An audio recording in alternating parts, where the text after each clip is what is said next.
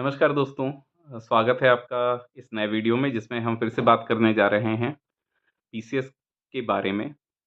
PCS क्या होता है? पीसीएस की परीक्षा कौन कराता है?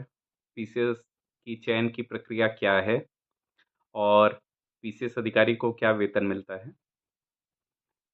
तो मैं बात करता हूँ सबसे पहले पीसीएस क्या होता है? आप जानते हैं कि 2 सरकारें हैं भारत में। एक तो केंद्र सरकार जिसे हम लोग भारत सरकार कहते हैं, इसके अधिकारियों का चयन करने के लिए एक एजेंसी है, संघ लोक सेवा आयोग, यूनियन पब्लिक सर्विस कमीशन। यह आईएएस की परीक्षा कराती है, सिविल सर्विसेज एग्ज़ामिनेशन, जिसमें आईएएस, आईपीएस, आईआरएस, आईएफएस यह पदों पर भर्ती करते हैं। इसी तरह राज्यों की अपने-अपने लोक सेवा आयोग हैं, जो कि संविधान के द्वारा स्थापित हैं। यह राज्य सरकार के समस्त अधिकारी वर्ग के पद हैं, उनकी नियुक्ति के लिए पात्र अभ्यर्थियों को चुनने के लिए एजेंसी है राज्य लोक सेवा आयोग। जो राज्य सरकार के अधिकारी हैं, यह पीसीएस की परीक्षा से आते हैं और इनको पीसीएस अधिकारी के तौर पर सामान्य रूप से हम जानते हैं। आप जिले में देखते हैं कि राजस्व विभाग में तहसील में एसडीएम होते हैं, तहसीलदार होते हैं, नायब तहसीलदार होते हैं। पुलिस व्यवस्था में डिप्टी एसपी होते हैं, तहसीलों में।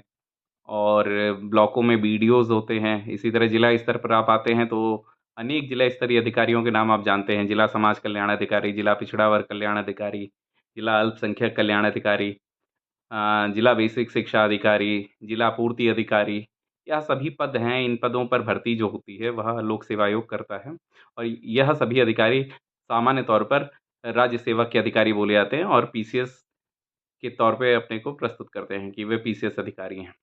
तो इस तरह से हम यह जानते हैं कि पीसीएस क्या है। अब हम अगले चरण में बढ़ते हैं कि पीसीएस का आयोजन कौन कराता है।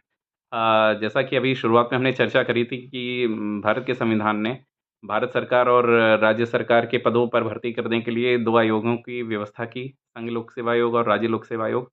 तो हम पीसीएस के लिए चर्चा कर रहे हैं, इसलिए हमारे वीडियो का केंद्र बिंदु है राज्य लोक सेवा आयोग।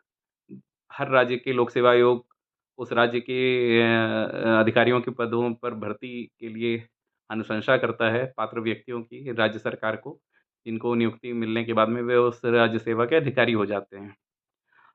उत्तर प्रदेश लोक सेवा आयोग जिसे सामान्य तौर पर यूपी पीसीएस बोलते हैं, परीक्षा कराता है और यह एजेंसी है Uttar Pradesh public service commission जो कि प्रयागराज में है और यह हर साल राज्य सरकार से खाली पदों के बारे में जानकारी लेती है जिसे बोलते हैं अधियाचन प्राप्त करना, कि उस वर्ष कितने पद खाली हैं, जिनको राज्य लोक सेवा आयोग के माध्यम से प्रदेश सरकार भरना चाहती है। ऐसे पदों की सूचना प्राप्त करके वह अपना एक विज्ञापन निकालता है राज्य का लोक सेवा आयोग, जो वर्ष के शुरुआत में निकलता है और साथ ही साथ पीसीएस का एक कैलेंडर भी जारी होता है कि लोक सेवा आयोग वर्ष में किस महीने में किस तारीख को प्रारंभिक परीक्षा कराएगा, मुख्य परीक्षा कराएगा और इंटरव्यू आगे डेट निर्धारित करता है। यह जो लोक सेवा आयोग है राज्य का, उत्तर प्रदेश लोक सेवा आयोग, यह अपना विज्ञापन निकालेगा, जिसमें यह बताएगा कि ये पद इस वर्ष विज्ञापन में आए हैं और इनकी इतनी संख्या है। परीक्षा का स्वरूप उसमें बताता है। अब हम बताते हैं कि परीक्षा क्या-क्या अंशों को लेकर होती है। इसके 3 चरण हैं पीसीएस की परीक्षा में। सर्वप्रथम प्रारंभिक परीक्षा होती है या ऑब्जेक्टिव नेचर की होती है जिसमें आपको एक सवाल के 4 विकल्प दिए जाते हैं जिनका आपको सही उत्तर का चयन करना होता है।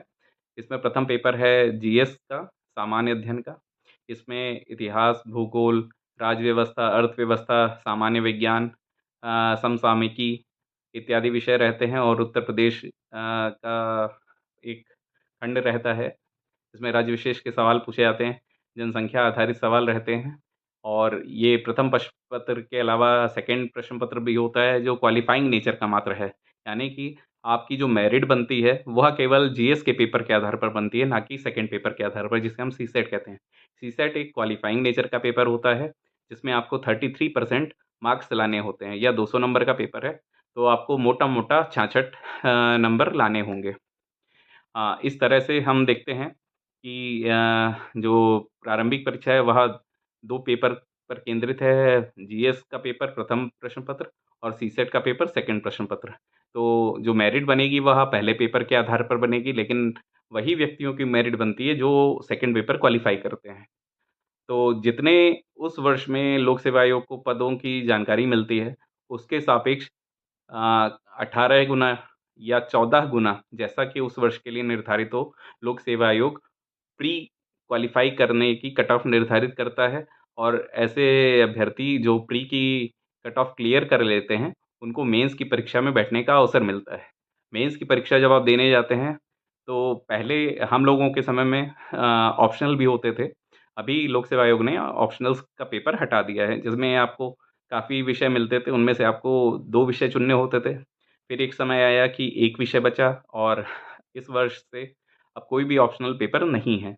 तो मेंस की परीक्षा आपको देने को मिलेगी, जिसमें आपको जो स्वरूप रहेगा, वो लिखित प्रकृति का होगा, यानी कि आपको पूरे पेपर लिखने होंगे।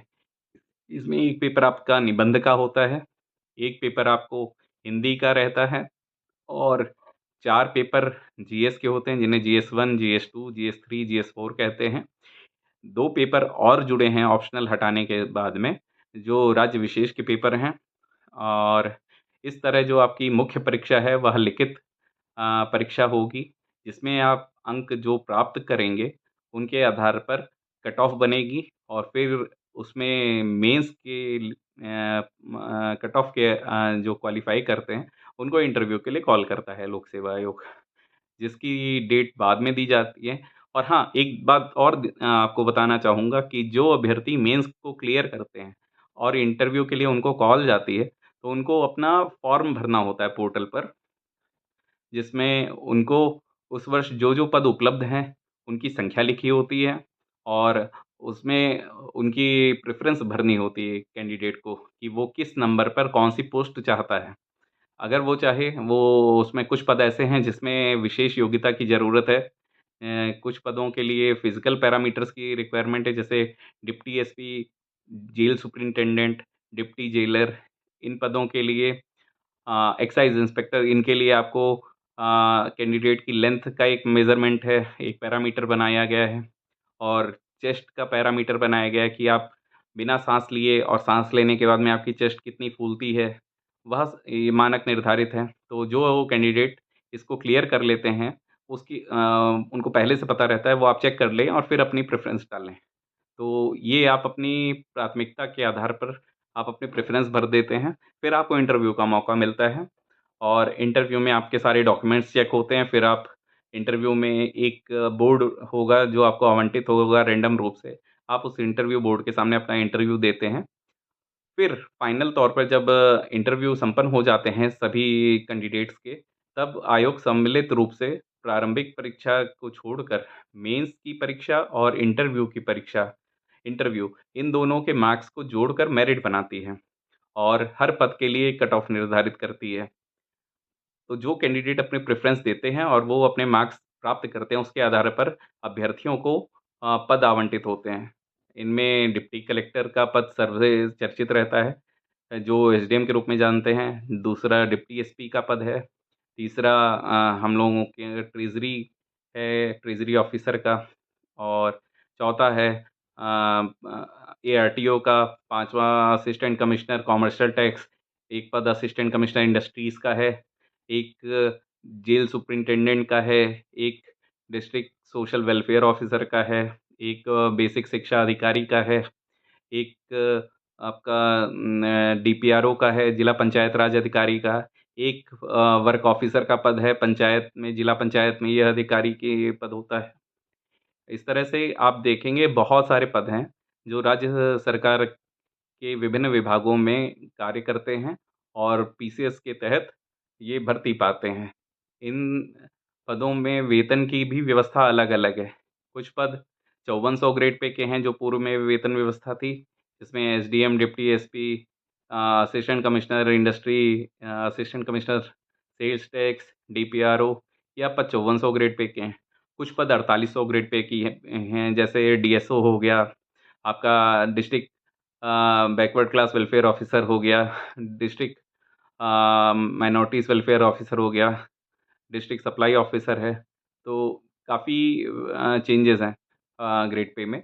अलग-अलग पदों के, और ये प्रेफ़रेंस आप खुद तय करते हैं, उसी आधार पर लोक सेवा आयोग आपके अंक के आधार पर आपको पद आवंटित करता है।